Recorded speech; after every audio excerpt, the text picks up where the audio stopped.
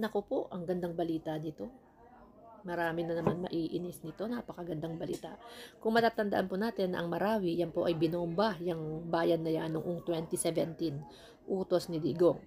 Okay? So talagang nakita nyo naman yung itsura ng Marawi before 2017. Grabe ang nangyari dyan. So ngayon po, ayan, binisita ni PBBM ng personal po yung kanyang proyekto, ang kanyang project, yung Marawi General Hospital dyan sa Lanao del Sur.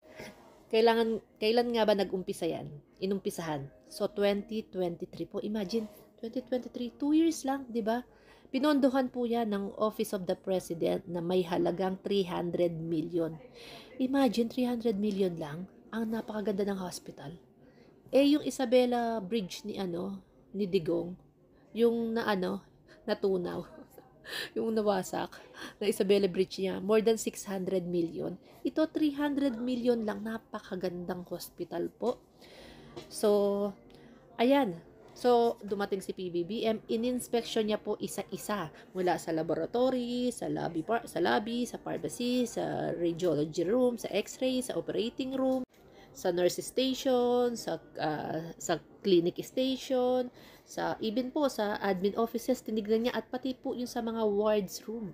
Tinignan niya talaga isa-isa detalye kung ano po yung construction, ano pa yung pending, at yan po ay mag-o-open na, matatapos na 100% ngayong July. So mag-o-open na yan. So nako, maisasama yan ngayon sa SONA. Manggigigil na naman ito ang mga animals dahil may natapos na naman si Digong. Samantalang yung isa, pasyal-pasyal hanggang ngayon walang programa. So ayan, napakagandang balita po, no. Ngayon, balikan natin itong si Ted Filon. Nanggigigil ako dito kay Ted Filon kasi sabi niya, puro daw papogi itong si PBBM na pa-picture-picture ganyan, yung mga programa niya. Actually, hindi wala namang problema kay PBBM kasi kahit before, di ba, hindi naman nababalita yung mga ginagawa niya. So ngayon kailangan talagang ilabas kasi kami, tumutulong po kami na para maibahagi yung mga programa, proyekto ni PBBM dahil nga konti lamang ang nagbabalita at kasi hindi siya nagbabayad. Hindi siya nagbabayad ng mga vloggers.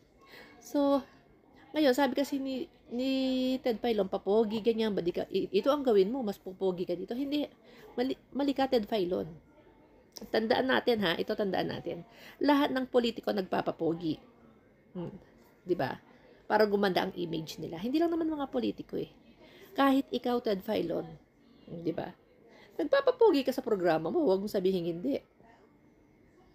Kahit kami, para makahikahit kami ng mga viewers, diba? Lahat tayo nagpapapogi, nagpapaganda sa social media para tangkilikin tayo, para panoorin tayo.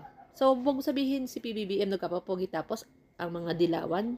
Palibasa, itong si Ted Filon, dilawan.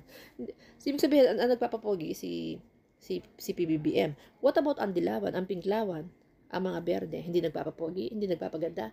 Lahat ng politiko, automatic yan, nagpapapogi yan. Kasama na dyan si PBBM. Kasi kailangan niya yan.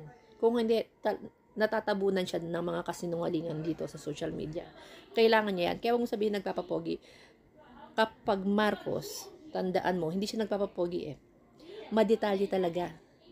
He pay attention sa bawat detalye. Sa construction, sinisigurado niya na tama, pulido, malinis. Ganyan ang trabaho ng mga Marcos. Yun yung legacy nila namana sa tatay. Feeling ko nga mas magaling Feeling ko mas magaling si PBBM kaysa sa tatay niya. Kasi yung tatay niya magaling. Magaling talaga tatay niya. Yung nga lang, itong si PBBM, pinagsamang galing at saka may puso. Kay Sandro naman, magiging future president din tong si Sandro sa pananaw ko. Si Sandro, pinaghalong Marcos Sr., na may PBBM, na may puso, pero matapang. No? So, okay. Balikan natin itong Marawi General Hospital na napakagaling ni PBBM. Imagine, 2023 inumpisahan, pinondohan lamang ng 300 million. Tapos na ngayong July 2025, 2 years. Kasi he pay attention. Hindi lang siya yung presidenteng pirma Alam naman natin kung sino yung presidente na pirma lang ng pirma. Pero hindi naman tinututukan ng mga proyekto. Si Digong yun. O, diba? Ito talagang tinututukan niya. Kaya hindi mo masasabing nagpapapogi. Hindi. Kung nagpupunta siya sa mga magsasaka, sa mga farms, 'di ba, sa mga magsasaka, ano yun eh, inaalam niya kung ano yung problema. Inaalam niya kung ano pa yung matutulong niya. Kung ano pa yung suporta. Hindi pagpapapogi yun. Ang trabaho kasi ni PBBM is detalyado.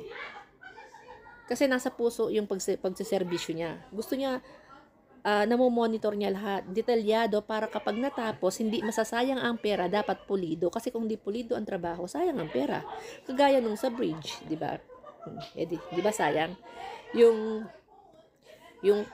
Kamuning Bridge, di ba? O di sayang ang pera, gigibain, di ba? Parang Tory. Hindi pulido ang gawa, mali ang disenyo. Di nasayang yung pera natin. Yung Isabela Bridge, natunaw. Isang taon pa lang, natunaw na. Nagiba. Di sayang ang pera natin, 600 million plus.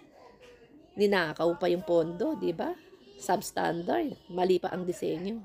Ito, talagang tinutukan ni PBBM at ang bilis ng tapos. From 2023, 2025 tapos na. And 300 million lamang ang inilagay niya dyan. Pero tingnan nyo naman, di ba? Kapag ang proyekto walang kurakot, mababa ang pondo,